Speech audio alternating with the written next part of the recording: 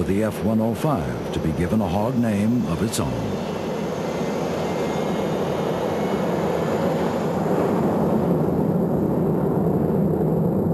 As the F-105 was introduced, the previous F-84 pilots who transitioned into the F-105 looked at their very sophisticated Cadillac airplane and thought of it as the Ultra Hog, and the 105 became known as the Ultra Hog.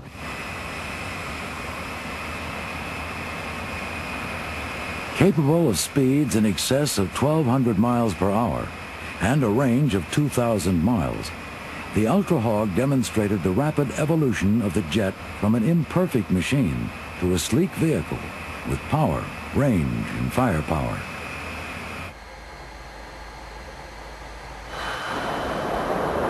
Designed as a high-speed interceptor, this large fighter bomber was armed with a GE M61 Vulcan 20mm gun and could carry Sidewinder missiles.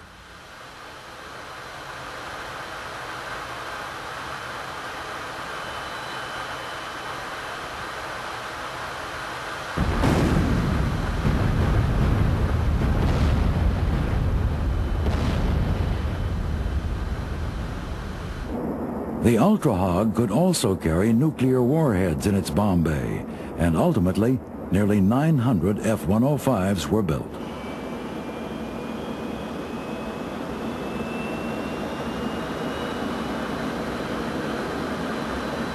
The final Hog in Republic's proud lineage evolved from the American experience in Vietnam.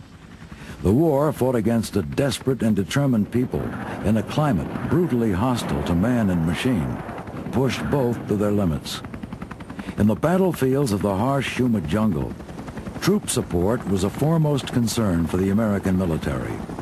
Helicopters quickly proved their merit in this role, and the Huey paved the way for armed close air support.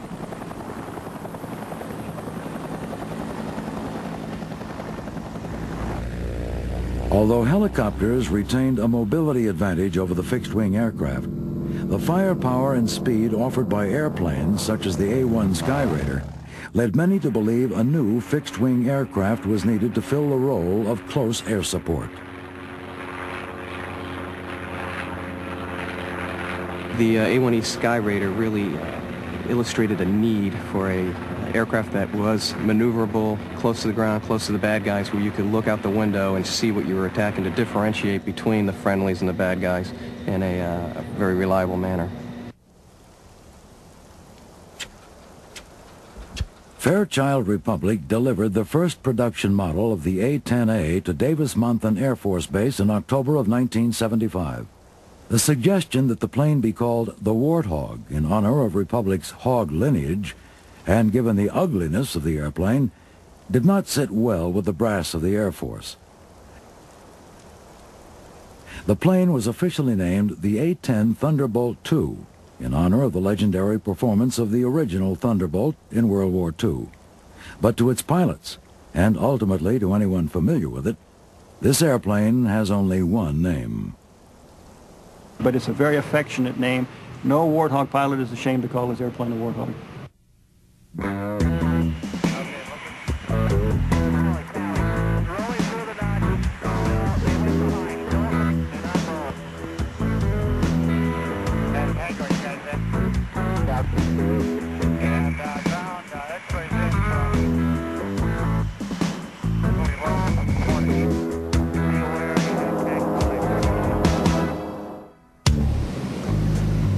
The A-10 basically is a gun that they decided to make fly. It's a 30mm, 7-barreled Gatling gun, shoots at 4,200 rounds per minute, and they bolted wings, a fuel tank, a pilot, and some engines on it, and it goes out shooting at tanks and any other targets of opportunity.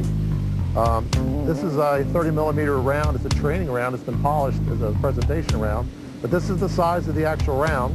Projectile is up here, and you can see 30mm is the width, the diameter of the projectile. And as you can see, it's quite a large round. It weighs about 1.5 pounds per round. And our planes carry 1,150 rounds of this. To give you some idea how long the gun system is the gun barrels actually end here, and the gun barrels start about here. The gun rotor is in this area. The hydraulic drive mechanism, the two drive motors are here, and the ammunition drum starts about here and extends all the way back to here. As you can see, everything from forward of the wing is devoted almost entirely to the gun system. The pilot's floorboards are actually the mounting surfaces on some of the gun structure. And with the exception of the electronic controls and the battery, almost everything is the gun. When the Air Force drew up the specifications for the plane, they wanted the capability to kill tanks. Early on in the design process, Fairchild Republic decided a 30mm Gatling gun would be the ideal weapon of choice.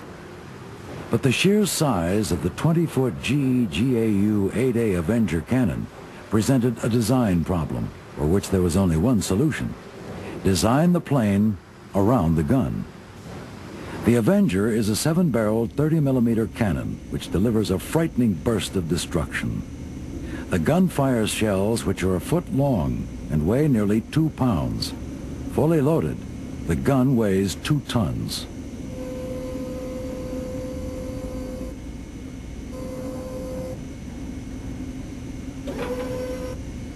Well, the gun's a 30mm. It's the largest gun, in an airplane. Well, a fighter-type airplane. There's some transports that carry bigger guns, but it's very precise.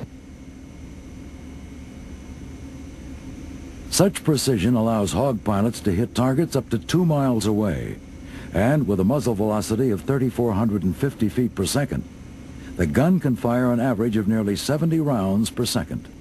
One shot can destroy a tank.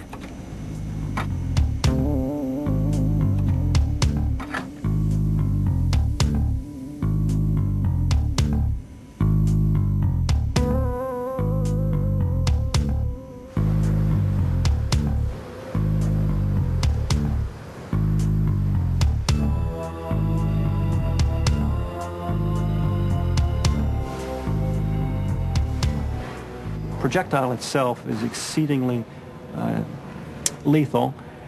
In its anti-armor form, the armor-piercing incendiary, a very small slug of depleted uranium is actually what's delivered on target.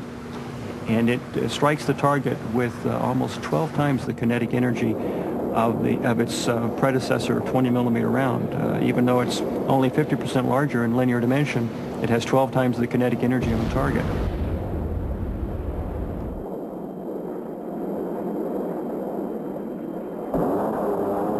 The tremendous recoil force of the gun led to its positioning slightly offset to port, so that the firing barrel is exactly on the center line. This avoids the problem of asymmetric recoil forces. It produces as much recoil as the engines produce in forward thrust.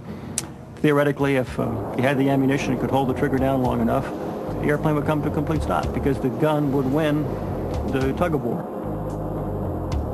The 19,000 pounds of recoil forces dictate that the Avenger is usually fired only in short bursts of about 2 seconds, an exercise which also avoids ammunition wastage and barrel overheating. Despite its incredible power, the gun is by no means the only threat the Warthog poses to enemy forces.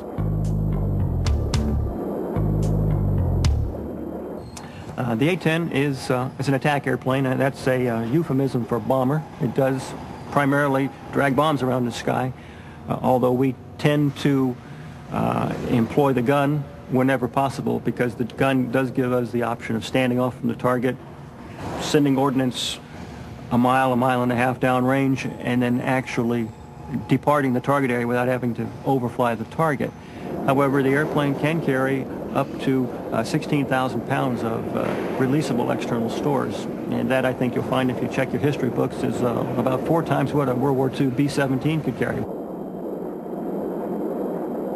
The A-10 carries its massive load of 16,000 pounds of mixed ordnance on 8 underwing and 3 under-fuselage pylon stations. These 11 hardpoints allow the A-10 to be armed according to the task at hand. This right here is a ECM 184 pod. It's an electronic jamming device. This is a Mark 82. This right here is a cluster bomb.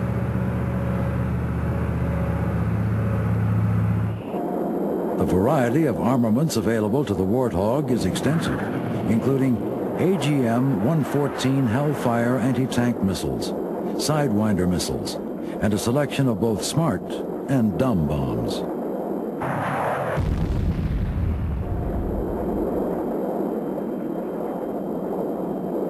Although we carry dumb bombs or unguided bombs, we have a state-of-the-art delivery system. It's called CCIP, Consciously Computed Impact Point.